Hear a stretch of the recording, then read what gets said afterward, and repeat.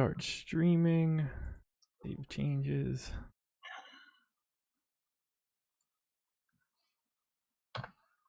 Never changed the thumbnail. Whatever. It's a hockey. Are we football? We're hockey? We're hockey right now. Threw the curve at him right there. Yeah, I'm going to change it now just so it changes itself. I don't know how many current NHL players I can name. It's not a lot for me. That much I can tell you. All right, we are live. I don't think I get 10 hockey players.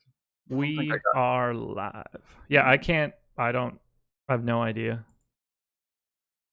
Maybe more than that, just because I remember a lot of great stories about Washington's celebrations. They're like, this guy took the cup and brought it to a sperm bank, and this guy, like, so I have some hockey dude stories, but as far as like beyond that, don't know a lot about the hockey league. Yeah, same here.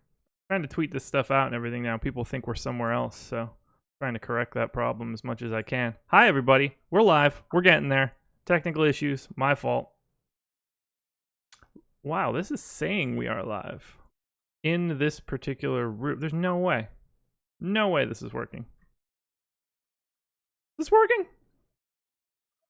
Well, no shit. Okay, cool. That'll work. Let's do it. Live before lock. Fast Eddie Fear. Josh Engelman. 4 games. We got a lot to talk about.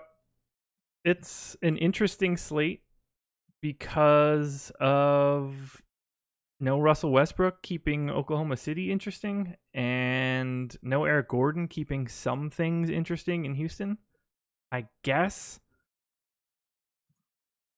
Let's go game by game. Let's start with that Oklahoma City team and that Houston team. I am getting an overwhelming amount of Dennis Schroeder, and I don't plan on changing that from yesterday. You still like his value for today? Yeah, he's still a fair bit underpriced at $7K. Yesterday, got a little lucky in a couple ways, but ending up with the flat 0 in assists is less than you are going to see in that situation almost every time out of him. So I think same role, same position. He generally underperformed a little bit. I think he'd be closer to the mid 40s. Really hard to get away on FanDuel, where 7K is better than 7K on DraftKings, and where playing Paul George is a much more difficult thing to do. On DraftKings, if you're playing Paul George, I'm slightly more okay with getting away from it, but generally he's going to be in all your cash lineups and certainly make some sense in tournament lineups. If I had to fade him or George in tournaments on DraftKings, I would rather just play Paul George in tournaments. I think the ownership is going to be a lot better. I do think there is a ceiling game to be had out of him in this particular environment. I do think we worry about the micro matchups a little bit, and it works out a little better for Paul George. So for ownership reasons, if I have to play only one in a tournament lineup on DK, more inclined to play PG-13, but certainly not any issue if you run them both. Yeah, that price for Paul George on DK is very tantalizing. I mean, he's just shot like shit in each of the games he's played without Russell Westbrook, and I don't think, having watched them all now in their entirety, actually almost watched them all twice by this point, there's a very little chance that it's anything other than just small sample size. Like, I just think, if you ran these games 100 times, we've seen the 8th, 17th, and 24th percentile games. Like, I just think generally he will average closer to at least 45 on DraftKings, if not even up towards 50. So for the ownership reasons and the various I think my relatively being light on Giannis also makes me a little more happy to stick with Paul George because of the positionality there. But yeah. Steven Adams is a guy that on FanDuel I'm having a lot of trouble getting to. Do you have a problem with the $7,800 price point? $2,000 cheaper on DK makes it a really weird, it's really hard to talk about him without talking about price first. Yeah, no, and I think that's appropriate. I don't have a problem playing him on FanDuel. There's none of the centers on FanDuel are superlative. Several of them are fine. A lot of them carry very reasonable ceilings with them, but none of them are like, oh my God, at that price, I've got to load this guy in there. So it's a far different situation. On DK, 5,800 is very, very safe. Very, very strong cash gameplay. Carries with it some sort of ceiling. Not a great matchup for either him or Capella. They don't generally excel against each other, nor would you really expect them to.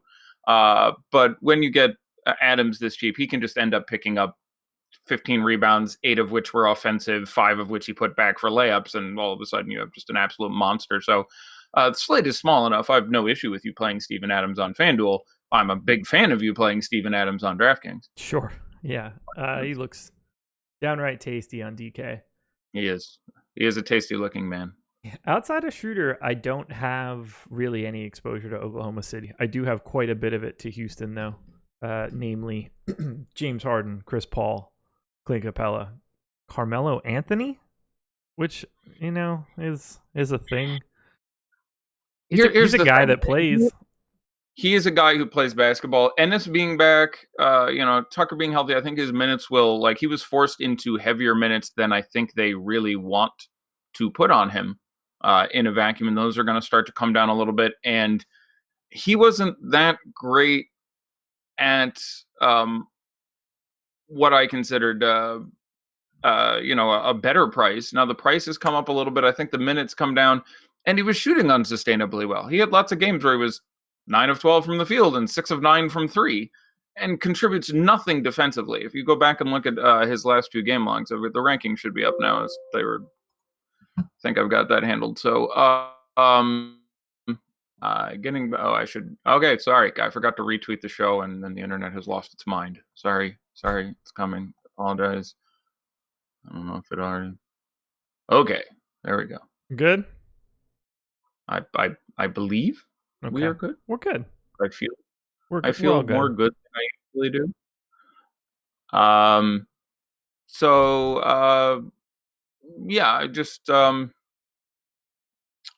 As far as OKC goes, I think you're right. Adams, especially on DK, nothing wrong with Adams on FanDuel. Again, these guys have spent quite a bit of time playing against each other, and neither of them has randomly spiked to 50 yet, for example. But small slate. So if you want to throw Steven Adams in your FanDuel lineup, there's certainly enough upside there. He could easily be the highest scoring center on the evening. It wouldn't surprise me that much. I think it's going to be a day where we might have to hop around. News out of Phoenix today: TJ Warren starting. Okay, well, that's maybe I'll go back and then change the ranking and re-upload those. Yeah, he's 45 on FanDuel, 41 on DK. Now you're really excited. He was out due to injury, due to his lower back, not just general lower back soreness, not full Dwight Howard, my ass is on fire, but didn't play 2 games ago. Last game, they randomly started Ryan Anderson, perhaps due to his relative level of injury. And who again went out and did nothing. And even if he started again today, you just shouldn't play, because his last 4 games he has 2, 5, 12, and 12 fantasy points or something for Rhino. Just don't do that. But when they're going to put him back in there starting at the 4, now you have to like him at his price quite a bit. He's 41 and 45, and the news coming out late. The ownership would be a little bit down. He's probably now my second favorite value play on DraftKings after Patrick Beverley. I got a lot of him on my first crunch this morning, which caught me off guard. So I went back, looked at his minutes, and looked at his role, and I was like, he's not really going to get the minutes that I had in there. So I knocked him back down. Now here I am, by the time we get back to lock, doing the exact same thing I did this morning. Yeah, at this point, I mean, you have obviously the matchup not super ideal, but just the price is low, and when he gets the start, I think you're back at looking at 28, 30 minutes, and can sometimes make just 15 shots. He's just well underpriced. He should cost, even against Phoenix, 5,200, 5,600, somewhere in that range would be an equitable price for what I would expect out of him in this game. And there just isn't a lot of great value out there. Now, depending on whether or not you think the Golden State game stays close and who exactly you guess will start, I think there are 2 primary options, but as many as 4 as I could see randomly getting in the starting lineup here. It'll be, I think they do start another big, although I've heard some interesting theories today of Golden State's going to start Iguodala, which I don't think happens, or McKinney, which I don't think happens. I think you're almost certainly on Bell or Looney. I would be surprised if it were not Bell and Looney. Some non-zero chance of Jerebko, but I'll go 50 Looney, 40 Bell, 10 Jerebko. Be about how I'd break it up as far as I guess. And now that being said, with Looney and Bell, it doesn't really matter that much. Draymond missed plenty of games last year. He missed 3 in the spring and 1 earlier, and Bell started a couple, and Looney started a couple. And sometimes the guy who started got 18 minutes. Sometimes they got 28 minutes. Sometimes the guy off the bench got more. There's obviously also some interaction with whether or not the game stays close. There was one game Bell started and got hurt 10 seconds in, and then Looney played 30 off the bench.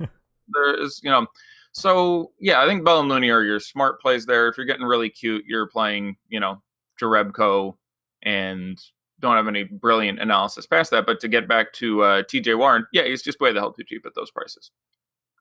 Yeah, I just ran a crunch now. If I didn't limit his exposure, he would freak out because 4,500 / 4,100 are just simply way too low for him. It's just a far too inexpensive number. I don't disagree at all, and I'm much happier with it than playing various other guys who are a little cheaper. You can end up Collins is about the same for me in tournaments. I do think Collins randomly just still carries a very large upside. He's a very fantasy friendly game. He's like a poor man's Jaren Jackson Jr., who's a poor man's Anthony Davis, is sort of how I tier those guys out. But they can do threes and blocks and steals and all sorts of interesting stuff there. But I would rather play him now than Isaiah Cannon.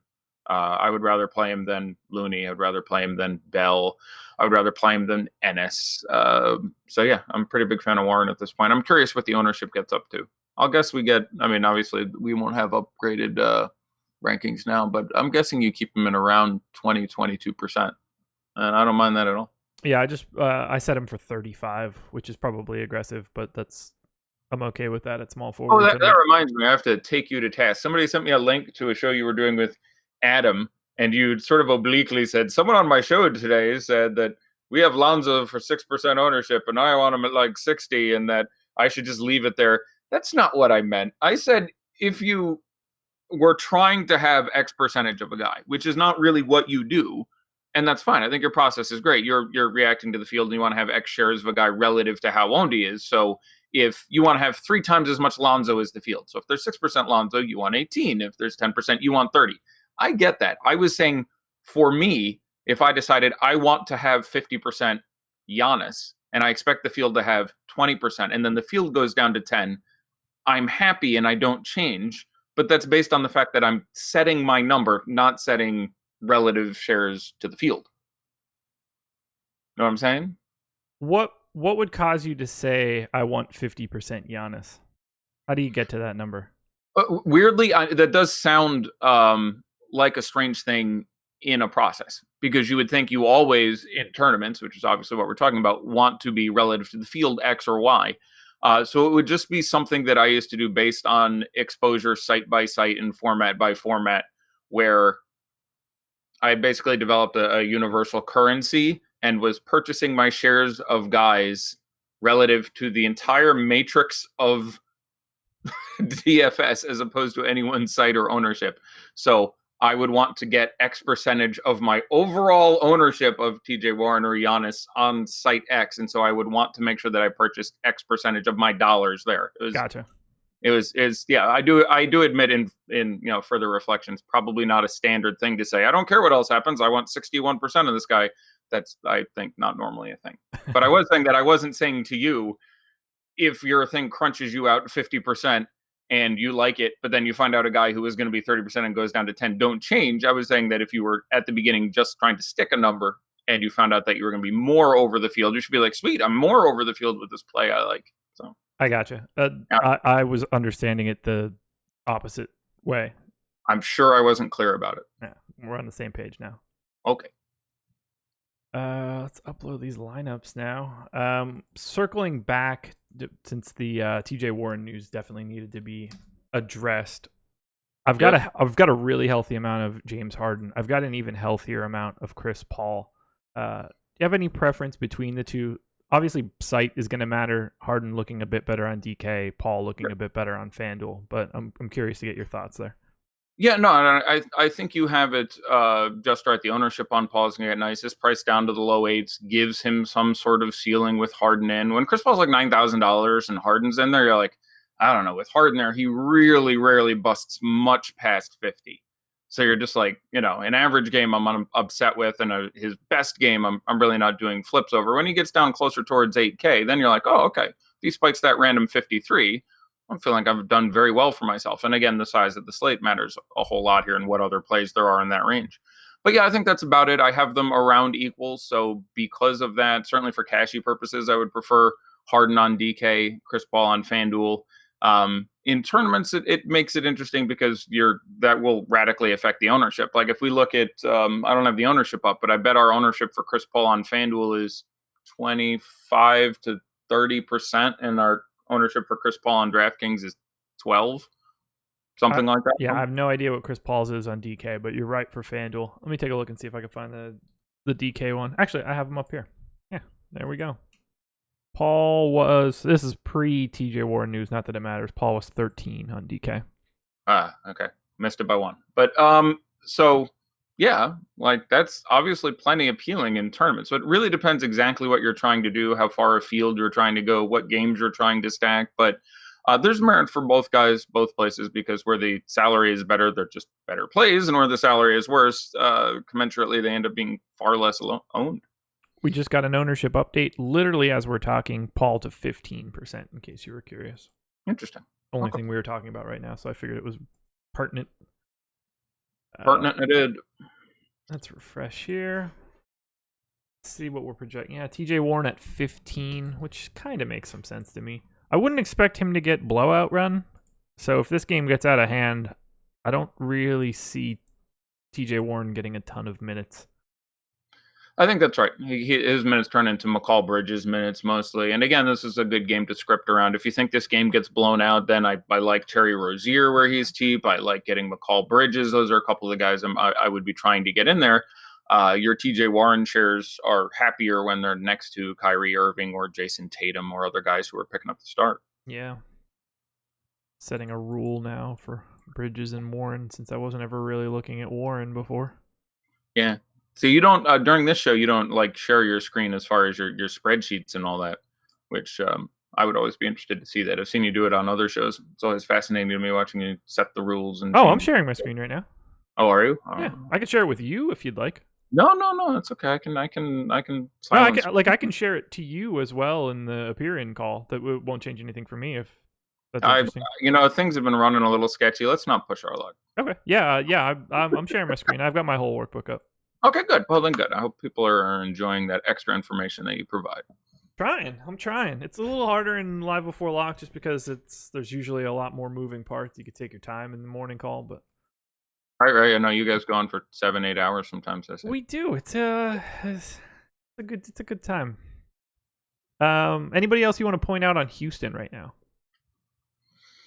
NS isn't out of play at 3,800. The minutes are starting to come back up. The ownership will be nice and small.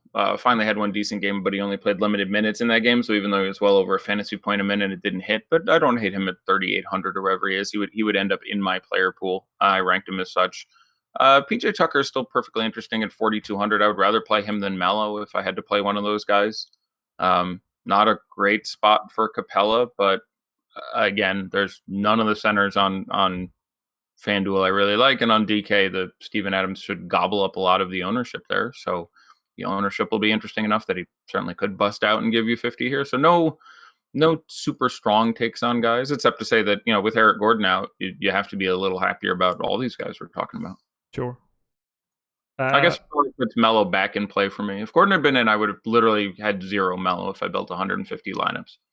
With Gordon now, that number has to come up a little bit because he can just take 17 shots and make 11. So yeah, I have like 5-6%, something like that. Yeah, that's I imagine where I would end up. I would think I would again.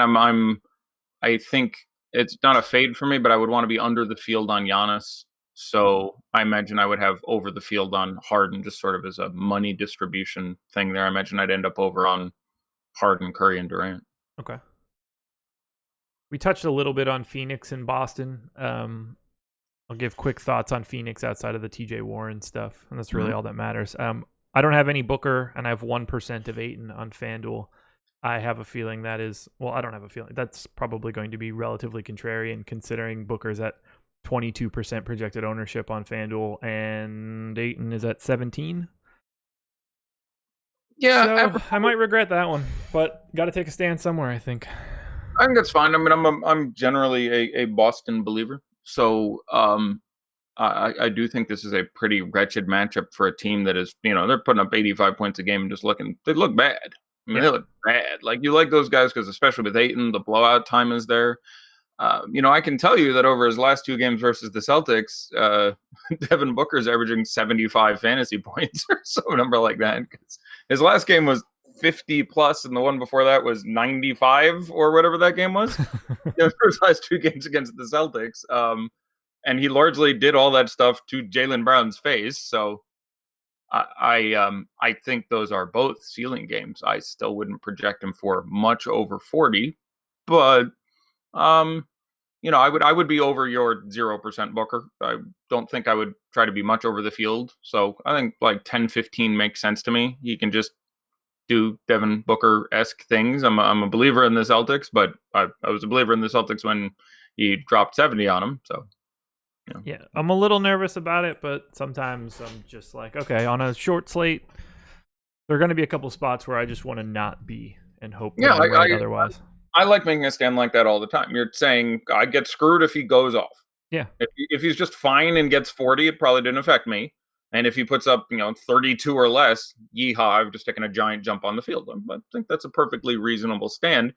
I don't think it's like super justified in this spot. I'm not like, yes, brilliant. Like, I would rather take a similar stand on Giannis for me, who is more expensive and probably higher owned. Let's see. Booker at 22, Giannis at 29. Yeah, that's about what I would have guessed. It'd be about 20 and 30. But it's I think you're fine. Like, okay. I don't think that's a horrific spot. The Boston side is where I'm at. Lots of Tatum, Brown, Rozier, Morris. I just not so much on Smart on FanDuel, but on DK, Smart would be a guy that I would have a ton of. 3,700 is just silly. Yeah, and then we talk about Morris on FanDuel. 51? Yeah, that's just too deep.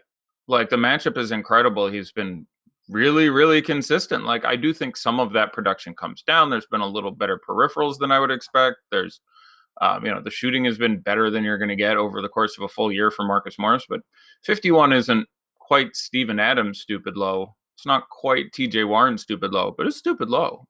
Like, he had 10 in the last game in a horrible matchup with Denver. Okay, the games before that, let me make sure on FanDuel scoring are 36, 29, 28, 28, and 33. Which of those is incredibly upsetting you at your 5,100? And again, we're playing Phoenix here. That included a couple of Detroits and a Milwaukee and an Indiana. So, yeah, hard to think that doesn't necessarily work out. The minutes, obviously, due to his spot in the rotation, are a little variable, but pretty comfortable with $5,100 Marcus Morris on FanDuel. Yeah, it's too good of a price. You rarely see guys $1,100 cheaper on FanDuel than DraftKings. Yeah, I'm curious what rules you're using as far as limiting your exposure on the Celtics, because they are very, very nicely priced. But it is hard to see many of them. They're very deep. Obviously, they run a deep lineup. Lots of guys getting their 27, 29 minutes. Yeah. And while they can certainly bludgeon the piss out of Phoenix, at a certain point, that gives way to all the bench guys playing. So, what I'm saying? Like, I don't mind having 2 Celtics. You want to play Kyrie and Tatum? Yeah, I think that can work. You want to play Brown and Morris? You want to play Hayward and Horford? Like, and I don't mind any of really those 6 guys in some capacity. Probably just the 5 on DK. But I think more than 2 would make me a little nervous, because, again, the minutes are really evenly distributed and they may crush them. So, especially without running it back with Booker, which you're not doing. I am not. Right, which would give me, like, if Booker's in there, okay, I can see having 3. But you know what I'm saying? Are you at all concerned about overstacking the team? Not today. I mean, I won't have more than 3. Just like hard stop. It just won't go any further than that. Sure. But not really. Not on a 4-gamer. Okay. And I'm more split. Like, Tatum is the guy that I'm going to if I think the game goes well for the Celtics.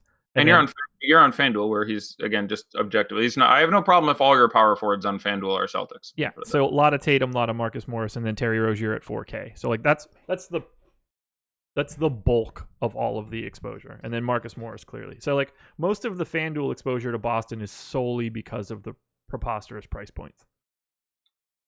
I'm in. Like Portland and the Clippers, because there's a lot up in the air here, and I think we'll be better off starting with the Clippers side. Sure. How do you hash out whether or not Tobias Harris plays today? I don't. I think it's a significant, relevant. I made Danilo Gallinari an A tournament play today in my rankings because in the event Tobias Harris is out, he's just going to take a metric butt ton of shots. Like, Yeah. I don't know how to put it that way. They both take 16, 17, 18, 19 shots a game. They almost always land somewhere in that pretty medium range. You take Tobias Harris out, Danilo Gallinari is going to take, I'll say 21 shots, I would guess his number comes up to or something. That's really attractive where he's like 6K. So I do think, if you're as that very basic analysis of this game. And again, where you can swap Tobias Harris in, I really like getting questionable guys when they decide to play. So Yeah. that's all kinds of fun. But I like this team more than generally. I think I would like a team going against the Trailblazers, who are still formidable defensively. They're pretty good in points allowed, etc. But yeah, Gallinari for obvious reasons. Montrezl is pretty exciting. I think there's a reasonable chance you actually get some I'm playing next to Boban run. Mike Scott who I think actually got truncated from my rankings, and I didn't put him back in with the Tobias thing. So Mike Scott, who is not in my rankings and should be, makes a pretty interesting tournament play as a guy who could compete for a lot of minutes if Tobias Harris doesn't play. I think he would pick up a good chunk of minutes and conceivably be very, very productive with them. So that is an error on my part. So Mike Scott should get in your pool there and certainly be probably the first guy you look to pivot to in the event that Tobias Harris doesn't play. But I like Pat Beverly a lot more than I like Shai Gilgeous-Alexander. I expect Shai to start again, and with the situation with Avery Bradley being out again, and even though Luke Mahmoute is still out, and that affects the Mike Scott thing, but with no Avery Bradley out there, I think Pat Beverly is going to play like 36 minutes. He played 39 last game. I won't guess that again, but it's a matchup I'm a pretty big fan of coming in on the point. I'll see a lot of Lillard on defense, and $3,800 on DraftKings. That's legit. Yeah, he's an incredible play on DraftKings, and I'm still even getting him on FanDuel just because I think he's going to have the ability to play an overwhelming amount of minutes.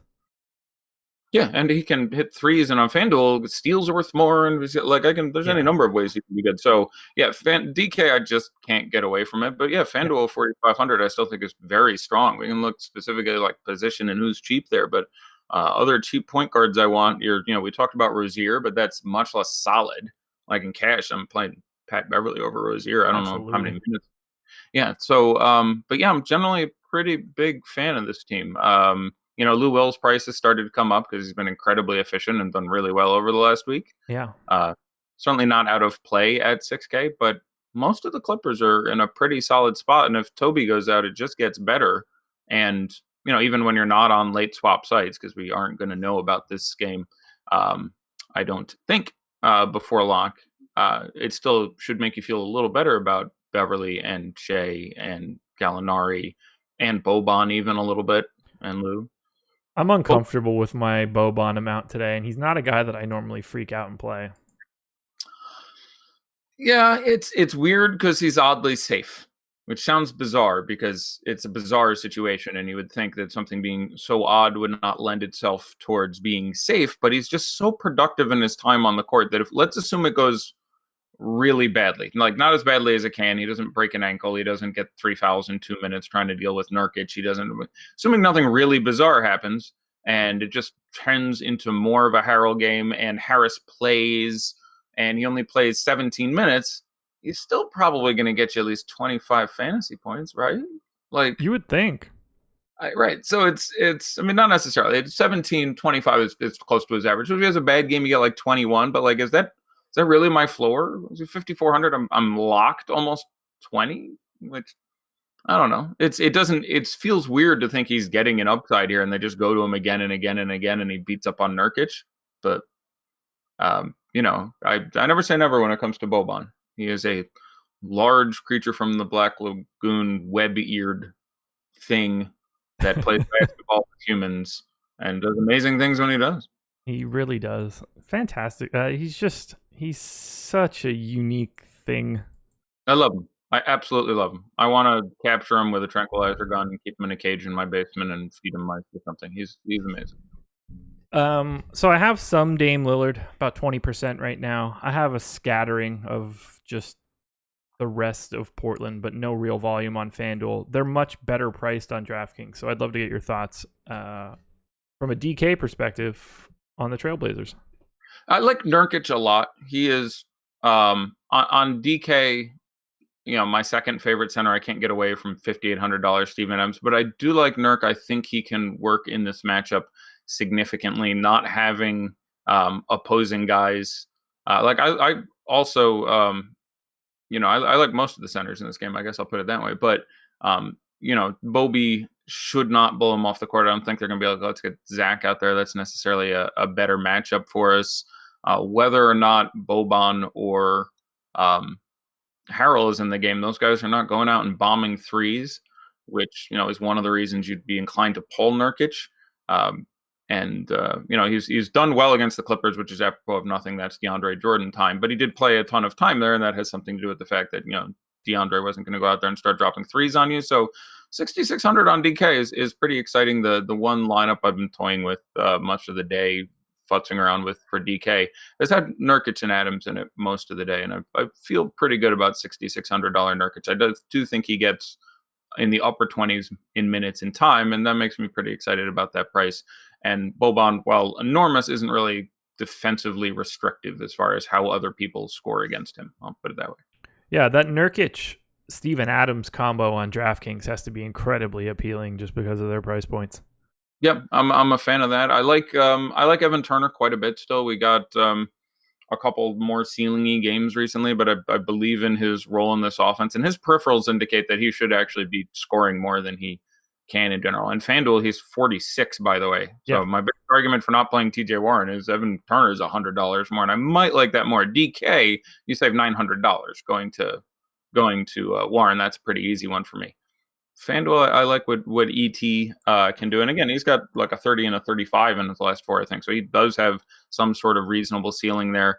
And I like that spot in the second unit here. So like Evan Turner a fair bit. I like Zach Collins quite a bit. If you're not playing Yusuf Nurkic, he's still just too cheap for the kind of ceiling game you can see out of him. And recently we saw some minutes for him at the power forward, which is really exciting. Much like we saw Sabonis and Turner play next to each other, rather, for a little bit last night. Against each other, that would have been peculiar.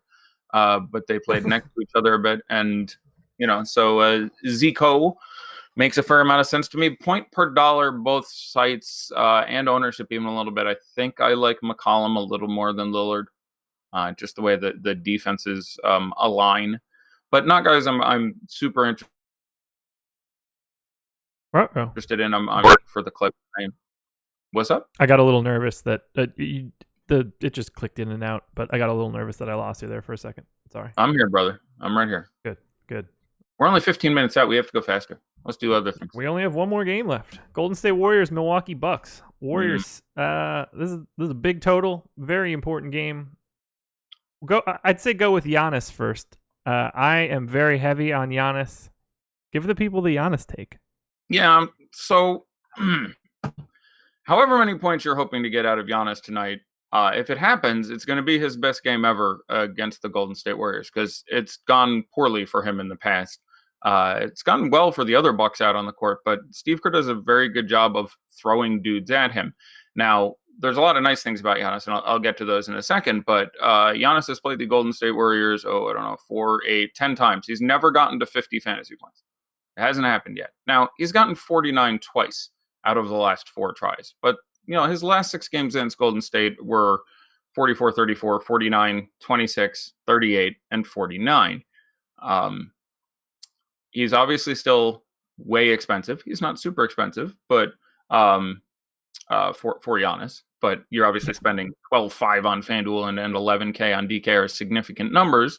I figured he was going to be about 30% owned. That seems to be what they're coming through with. And you need him to really set his best game against this team by a remarkable number. Now, the arguments for him are Draymond isn't there, and that is relevant. Though, in fairness, of the 10 career games he played against Golden State, the only one that Draymond didn't play against him and play a significant amount of time against him was his worst game.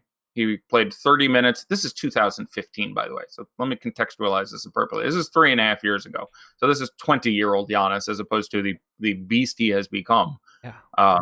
And back then he was scoring 30 most of the games, but he played 18 minutes in that game. He played 30 minutes in that game and scored 18 fantasy points. Like, they do a very good job of taking him away. So much like your Devin Booker take, I don't think Giannis is bad here. I will happily predict him to set his career high and for fantasy points in a game against the Golden State Warriors. I was talking with people earlier today, and I said, like, I think 52 or 53 is a very reasonable number.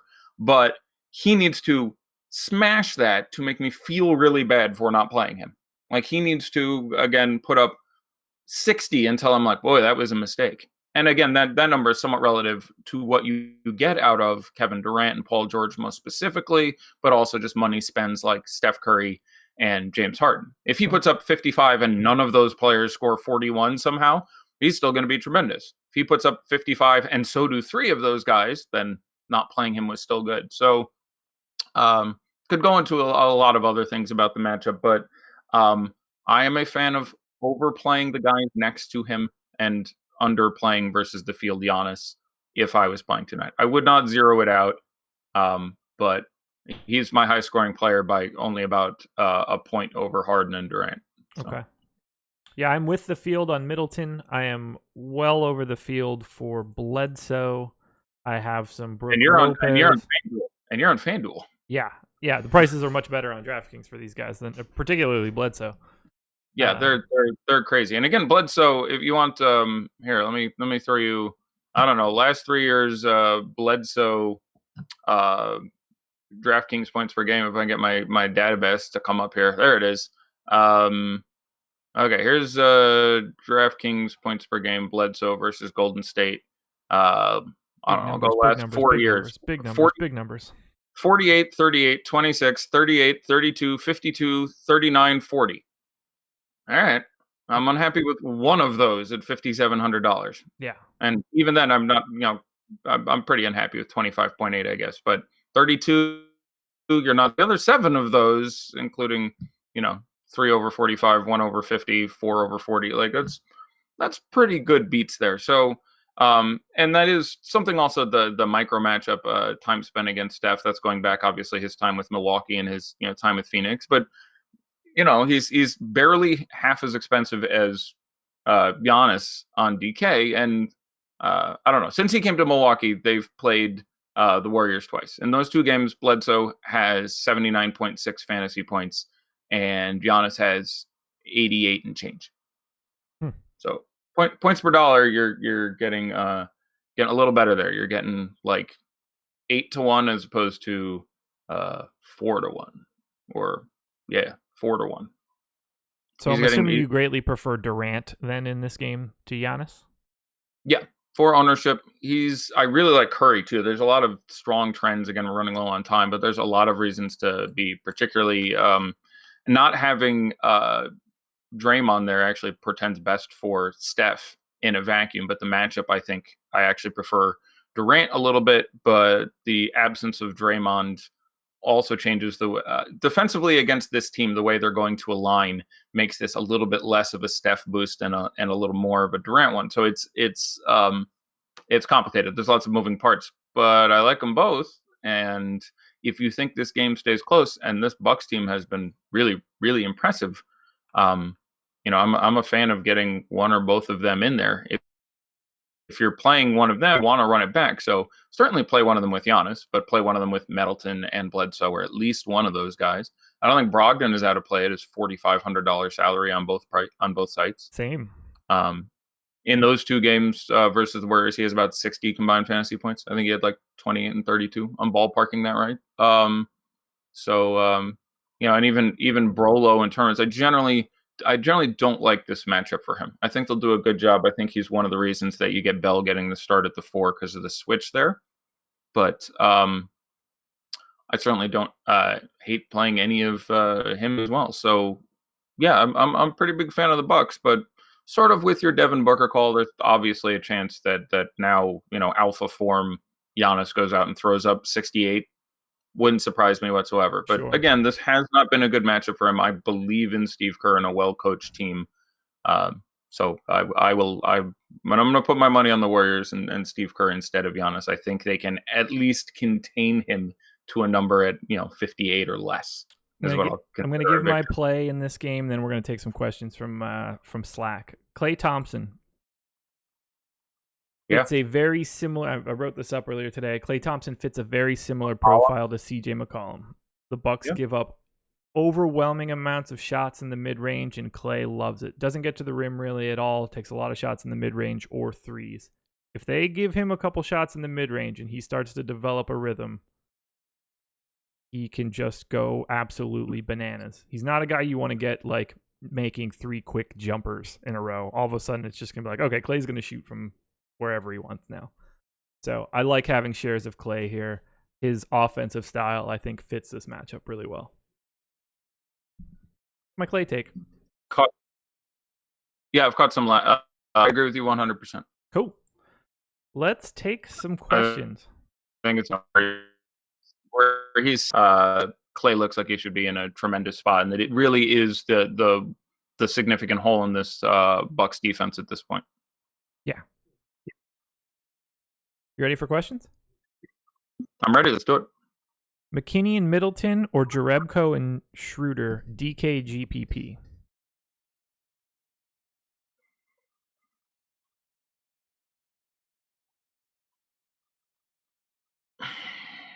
I'll play McKinney and Middleton. That's close for me. Same. But I'll go with McKinney and Middleton, but they're very, very close between those two. What else we got here? Warren and Nurkic or Boban and Hayward, DK Cash?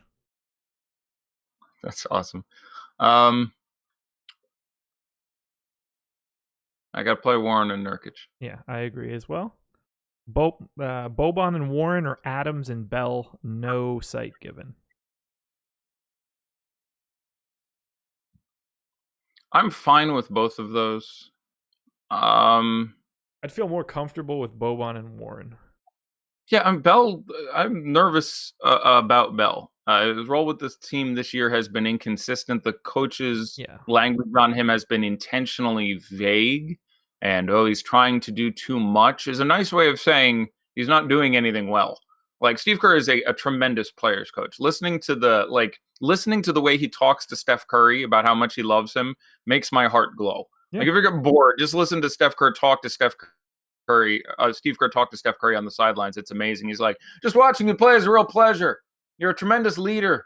And I see you're doing great tonight. I know you're not making any shots, but it's because you know your teammates can hold you up. And he just sits there and fills them up with joy. It's like, wow, this is... It's odd. I never had coaches talk to me like that.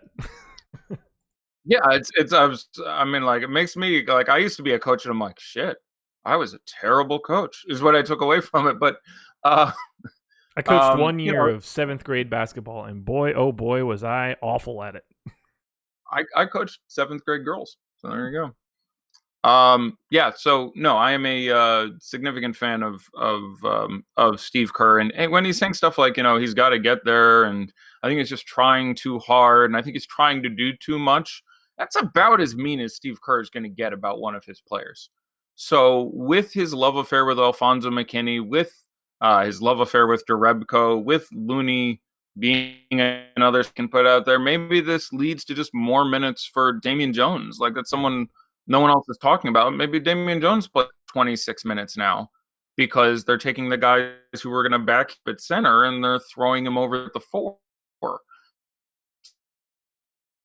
So, because he's a big upside guy, he can do a lot of things with the ball. He can pick up defensive stats. I have no issue with you playing Bell. It could certainly happen, but it seems like he's going to be the most popular of the guys. And I can think of a lot of ways it doesn't happen. So for me, if I'm building one tournament lineup, I'm going to play Looney over him. I'm going to play Damian Jones over him, which apparently is going to be wicked contrarian, but I haven't heard that discussed. And I think there's a very real possibility that just, Jones spends more time at the 5. I would probably still play Bell over Jerebko. But. Okay. Warren and Nurkic or McKinney and Ayton? Say that again. I'm picking up some random lag here. Say again. Warren and Nurkic or McKinney and Ayton? Warren and Nurkic. That's not terribly close to me. Yeah, I would. I have Nurkic and McKinney. I have Nurkic and Ayton very close to each other. I think Ayton is like a DK where his price is so good. Like on FanDuel, Ayton is a tournament play to me, and on DK is a cash play. Like he's been 6,800 is cheap. I think he gets into the 30s again. I think you're probably going to get your 35, 36 out of him. I worry that Horford gives him a couple lessons. Hey, I said that this morning too. Did you? Like, I'm just worried that like Horford does a good job at outthinking athletic young centers. I've seen it a number of times, so I'm worried. But the thing is, unless it results in a batch of fouls, it doesn't matter. He's still going to grab his rebounds when they come his way. He's still going to take some layups. Like, I'd be really surprised if he still doesn't randomly get 30. So on DraftKings at 6,800, that's a cash play. Yeah. On FanDuel, it depends what we think his ownership is going to be at. I probably would be disinclined towards it because it'll still be higher than I would want to play. But there is a very real ceiling for him. But yeah, I will take the Nurkic side of that last potential example. McCollum or Thompson, FanDuel GPP? I don't know. Whichever one is lower owned. I have them projected pretty similarly. I like Clay a lot. I expect we have Clay slightly lower owned. Is that the case? They should be. It is not. 20 to Clay, 15 to CJ. So they're in the ballpark of each other. They're still in the same ballpark, but the ownership rankings have been really spot on. So I will take CJ then and presume that it is correctly gauging that. I would prefer Clay there. Yeah, but this is pretty coin flippy. Yeah, there's no definitive answer for that one.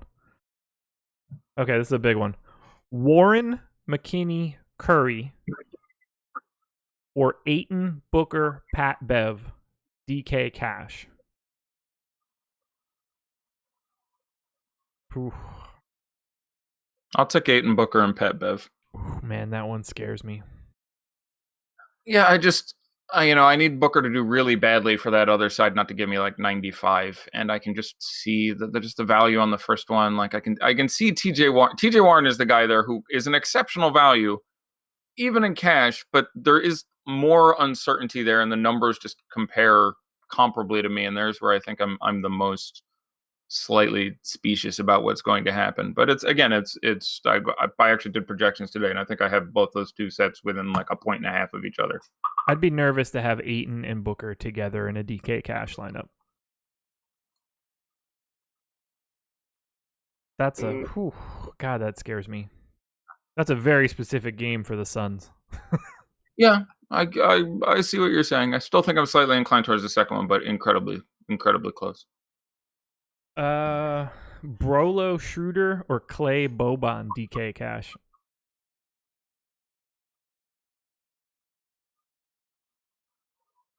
Clay Boban. Yeah. Rozier or Gilgeous-Alexander raw points on FanDuel? I think I still have to take Gilgeous-Alexander. Yeah, I like Rozier's upside. It can get there, but I think I'd have to project Rozier for the high teens, and I think I would project Gilgeous-Alexander for the low 20s. Yeah, I feel like Rozier is either a 10 today or a 30. Yeah, no, it's just got a lot to do with the game flow and whether or not that happens to, blow out, or if it stays close, and how Kyrie plays and all of that. We're locked. We are, sir. The old 8 o'clock lock. I enjoy a good eighter, as my wife often says. I do too, from time to time. I mean it literally now, just from the actual time of the show. Yeah, sometimes you just I'm just happy to get that extra hour in.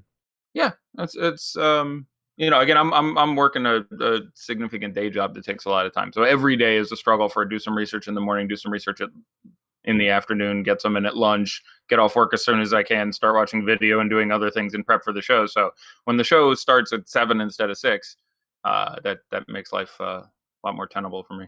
For sure.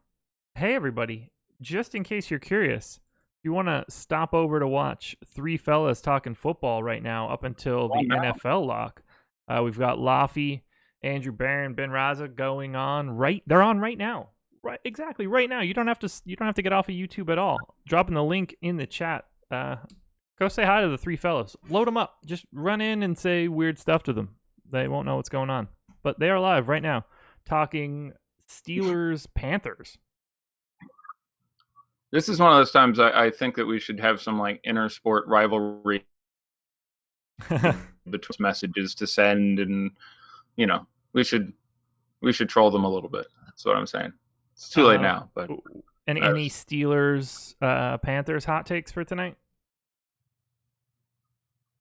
No, I agree. I nothing comes to mind. I agree. Not that I interested. got no. Go James Conner. I'm gonna go with that. Sure, I agree. Go James Conner. James Conner is a running back for the Pittsburgh Steelers that is not on my wife's fantasy team, even though she drafted Le'Veon Bell. That's a mistake. I shook my finger at her during week 1, and now she's shaking it at herself. She's not happy. She's like, I didn't even know that Le'Veon Bell was going to be out. I was like, way to go on that one. High degree of difficulty in that league, that's for sure. Yeah, he's frequently unhappy with his various contracts. So yeah, there's not a lot of advanced theory in that league. A lot of wine though. Nope. A lot of wine. No. All right, guys. Live before lock is the promo code. One big word. If you want to sign up and you haven't before, 7-day free trial, any package you want, including Fantasy Cruncher packages. If you use the code live before lock, one big word while signing up, it'll give you a chance to enter that promo code before you hit the final complete. So if you're looking for where to put that in, it's basically the last step. So, Eddie, anything else? No, I would do a round of daddy like, but apparently this has gone reasonably okay. But my computer is absolutely shitting itself right now, so reboot required as soon as possible. I'm trying to look at a web page, and I keep trying to bring up my notes, and I did basically the whole show from memory because every time I hit a button, I get spinny wheel for 9 minutes. Yikes! All right, and we'll just raw dog it. Sometimes it's better that way. Not good. We'll let you reboot, and we'll get out of here. Best of luck, everybody. We will talk to you again tomorrow. Adios. Bonne chance.